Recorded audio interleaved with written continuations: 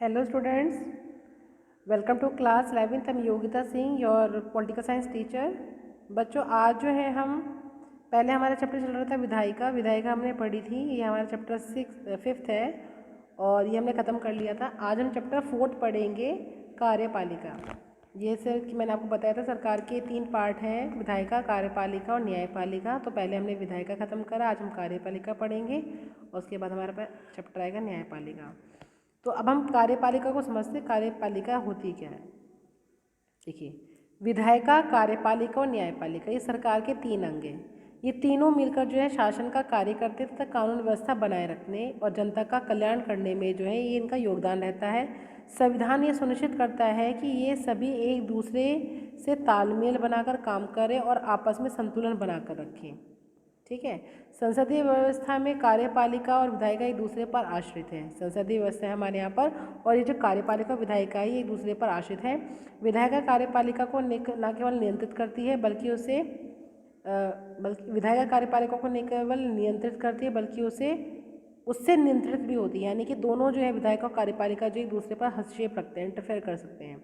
इस चैप्टर में जो है हम सरकार की कार्यपालिका के संगठन, संरचना और कार्यों का अध्ययन करेंगे।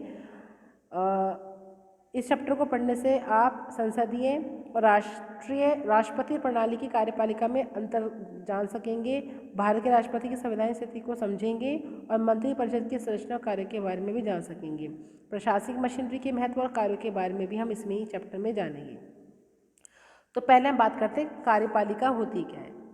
देखो, आपके स्कूल के प्रशासन का प्रमुख कौन है, यानी कि आपका स्कूल है, वहाँ का हेड कौन है, या किसी स्कूल या विश्वविद्यालय में महत्वपूर्ण निर्णय लेने वाला कौन होता है, उसका हेड कौन होता है, उसका अध्यक्ष कौन होता है। तो किसी भी संगठन में किसी पदाधिकारी को निर्णय लेना पड़ता है, यानी कि जो उसका पदाधिकारी होता है, कोई हेड होता है, वो एक उस संगठन का जो हेड या कोई अध्यक्ष होता है वही जो है निर्णय लेता है और उसे लागू करता है ना। तो हम इस प्रक्रिया को प्रशासन या प्रबंधन कहते हैं। लेकिन प्रशासन के लिए संगठन के शीर्ष पर एक ऐसा समूह होना चाहिए जो बड़े नीतिगत निर्णय ले सके और दैनिक प्रशासनिक कार्यों की देखरेख तथा उसमें तालमेल कर सके। ऐसे हर संगठन में कुछ लोगों का एक समूह होता है। ये लोग उस संगठन के मुख्य प्रशासनिक या कार्यपालिका अधिकारी के रूप में काम करते हैं। आपने शायद बड़ी कंपनियां, बैंक, औद्योगिक इकाई के प्रशासनिक अधिकारियों के बारे में सुना होगा। उनके प्रशासनिक अधिकारी होते हैं जो उनके लिए नीति या नियम कानून बनाते हैं, तो कुछ उसे संगठन में लागू करते हैं। कार्यपालिका का अर्थ है व्यक्ति के उस समूह से है जो कायदे कानून को संगठन में रोजाना लागू करते हैं। यानी कि अगर हम बात करेंगे कार्यपालिका किसे कहते हैं, तो आप ये अंडरलाइन कर लेंगे कि कार्यपालिका का और उस व्यक्तियों के उस समूह से है जो कायदे कानूनों को संगठन में रोजाना लागू करते हैं। सरकार के मामले में भी एक संस्था नीतिगत निर्णय लेती है और नियमों और कायदों के बारे में तय करती है। दूसरी उसे लागू करने की जिम्मेदारी निभाती है। सरकार का वह अंग जो इन नियमों, कायदों, कानूनों को लागू करता है और प्रशासन का काम करता है, उसे कार्यपालिका कहते हैं। ठीक है, तो आप ये पैराग्राफ अंडरलाइन करेंगे, इसे पढ़ेंगे अच्छे से। अब है कार्यपालिका के प्रमुख कार्य क्या हैं। कार्यपालिका सरकार का वह अंग है जो विधायिका द्वारा स्वीकृत नीतियों और कानूनों को लागू करने के लिए जिम्मेदार है। यानी कि जो विधायिका ने स्वीकृत नीतियां, कानून निकाले हैं, उनको लागू करने का काम किसका है, कार्यपालिका का है। कार्यपालिका जो है प्राय नीति निर्माण में भी भाग लेती है। कार्यपालिका का औपचारिक नाम अलग अलग राज्यों में अलग अलग है। ठीक है, कुछ देशों में राष्ट्रपति होता है तो कहीं पर चांसलर होता है ना। तो कार्यपालिका में केवल राष्ट्रपति, प्रधानमंत्री या मंत्री ही नहीं होते हैं, बल्कि इसके अंदर जो है ना, जो सिविल सर्विसेज व्यक्ति होते हैं वो इनके सदस्य होते हैं। आईपीएस ऑफिसर्स जो होते हैं, सरकार के प्रधान और उनके मंत्रियों को राजनीतिक कार्यपालिका कहते हैं और वे सरकार की सभी नीतियों के लिए उत्तरदायी होते हैं। लेकिन जो लोग रोज रोज के प्रशासन के लिए उत्तरदायी होते हैं उन्हें स्थायी कार्यपालिका कहते हैं। अब हम बात करते हैं कार्यपालिका कितने प्रकार की होती है। सभी देशों में एक तरीके की कार्यपालिका नहीं होती है, हर देश में अपनी कार्यपालिका उनकी अलग तरीके से होती है। आपने अमेरिका के राष्ट्रपति और इंग्लैंड की महारानी के बारे में सुना होगा कि अमेरिका में राष्ट्रपति बनते हैं और इंग्लैंड में महारानी काम करती है। लेकिन अमेरिका के राष्ट्रपति की शक्तियाँ और कार्य भारत के राष्ट्रपति की शक्तियों के कार्य से बिल्कुल अलग है। हमारे यहाँ पर जो प्रधान होता है वो प्रधानमंत्री होता है, लेकिन अमेरिका में जो प्रधान होता है वो राष्ट्रपति होता है। हमारे यहाँ का जो राष्ट्रपति है वो सिर्फ एक स्टैम्प का काम करता है ना। लेकिन सारी पावर अमेरिका में जो है राष्ट्रपति के हाथ में होती है। तो इसीलिए इसी प्रकार जो है इंग्लैंड की महारानी की शक्तियाँ भूटान के राजा से अलग है, भूटान के राजा की शक्तियाँ अलग है, इंग्लैंड की महारानी की शक्तियाँ अलग है। तो इसी तरह से भारत और फ्रांस के दोनों ही देशों में प्रधानमंत्री हैं, लेकिन इनकी भूमिकाएँ भी अलग अलग हैं। हर देश का अपना अलग अलग करने का तरीका है। इस प्रश्न का उत्तर देने के लिए हम इनमें से कुछ देशों की कार्यपालिकाओं की प्रकृति पर प्रकाश डालते हैं। अमेरिका में अध्यात्मक व्यवस्था है और कार्यकारी शक्तियाँ राष्ट्रपति के पास है। जैसे कि मैंने आपको बताया, राष्ट्रपति वहाँ का प्रधान होता है, सारी कार्यकारी शक्तियाँ राष्ट्रपति के पास होती हैं।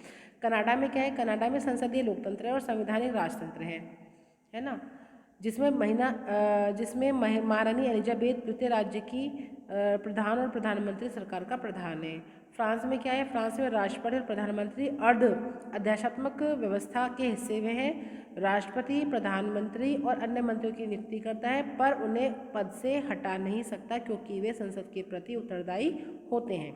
वहीं जापान की बात करें तो जापान में संसदीय व्यवस्था है, जिससे राजा देश का और प्रधानमंत्री सरकार का प्रधान है। इटली में एक संसदीय व्यवस्था है, जिसमें राष्ट्रपति देश का और प्रधानमंत्री सरकार का प्रधान है। और वहीं रूस में एक अर्ध अध्यात्मक व्यवस्था है, जिसमें राष्ट्रपति देश का प्रधान है और राष्ट्रपति द्वारा नियुक्त प्रधानमंत्री सरकार का प्रधान है। और जर्मनी में भी एक संसदीय व्यवस्था है, जिसमें राष्ट्रपति देश का नाम मात्र का प्रधान है और चांसलर सरकार का प्रधान है। तो यहाँ पर हमने कुछ देशों के बारे में पढ़ा कि वहाँ पर किस तरीके से जो है कार्यपालिका काम करती है। अध्यात्मक व्यवस्था में राष्ट्रपति, राज्य और सरकार दोनों का ही प्रधान होता है। इस व्यवस्था में सिद्धांत और व्यवहार दोनों में राष्ट्रपति का प्रभाव जो है वो शक्तिशाली होता है, जैसा अमेरिका में है। ऐसी व्यवस्था जो है अमेरिका, ब्राज़ील, लैटिन अमेरिका अनेक देशों में पाई जाती है। संसदीय व्यवस्था में प्रधानमंत्री सरकार का प्रधान होता है।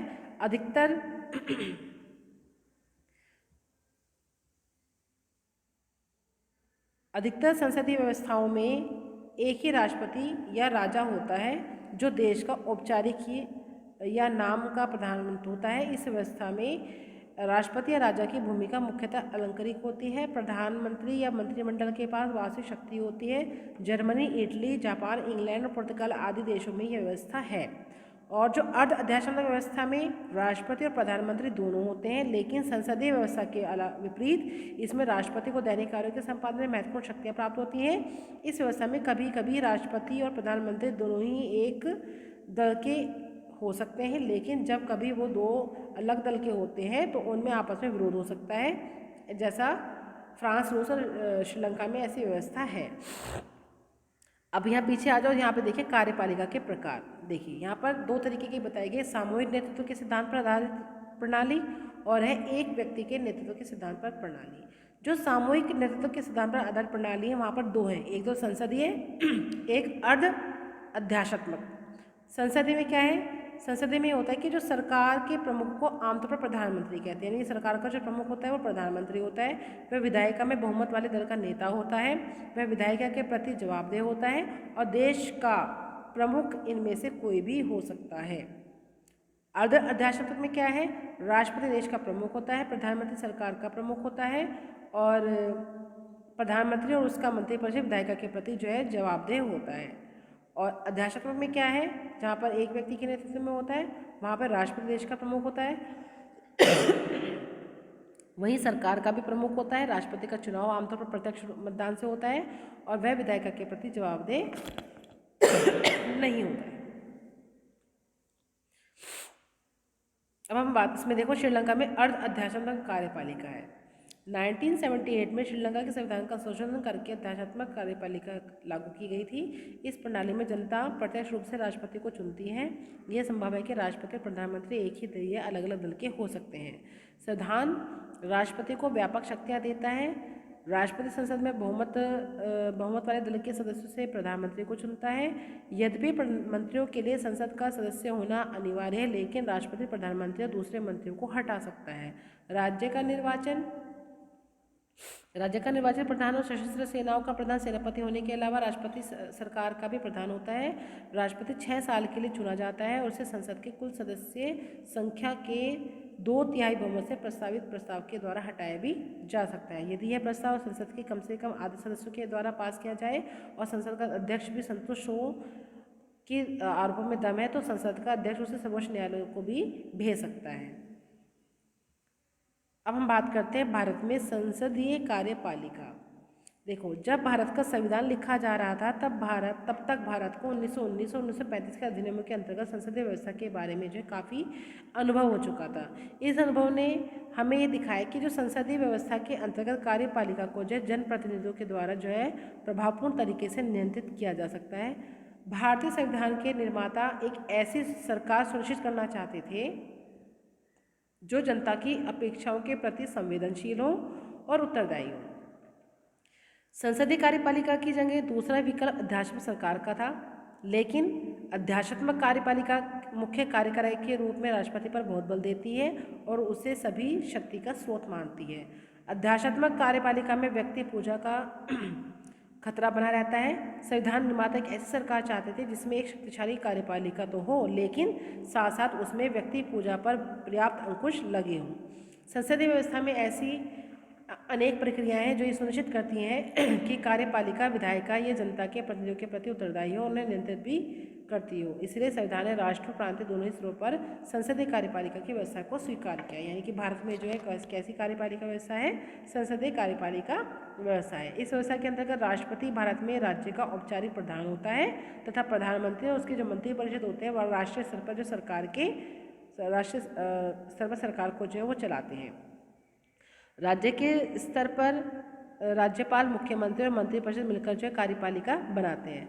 भारत के संविधान में औपचारिक रूप से संघ की कार्यपालिका शक्तियाँ राष्ट्रपति को दी गई हैं, पर वास्तव में प्रधानमंत्री के नेतृत्व में बनी मंत्रिपरिषद के माध्यम से राष्ट्रपति इन शक्तियों का प्रयोग करते हैं। लगभग राष्ट्रपति जो 5 साल के लिए चुना जाता है और राष्ट्रपति पद के लिए सीधी जनता के द्वारा निर्वाचन नहीं होता है। राष्ट्रपति का जो निर्वाचन होता है वो अप्रत्यक्ष तरीकों से होता है।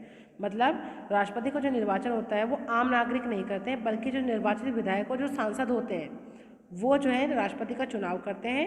वो समानुपातिक प्रतिनिधि प्रणाली और या फिर एकण संक्रमणीय मत के सिद्धांत के अनुसार जो है राष्ट्रपति को चुना जाता है और केवल संसदीय राष्ट्रपति का महाभियोग की प्रक्रिया के द्वारा उसे पद से नहीं हटा सकती है। पिछले चैप्टर में पढ़ा था कि प्रक्रियाओं के लिए संसद में विशेष बहुमत जो है जरूरी पड़ती है। महाभियोग केवल संविधान के उल्लंघन के आधार पर ही लगाया जा सकता है। तो बच्चों, आज हमने थोड़ा सा यहाँ तक ही क्लियर कर लिया है। तो पेज नंबर हमारा है ये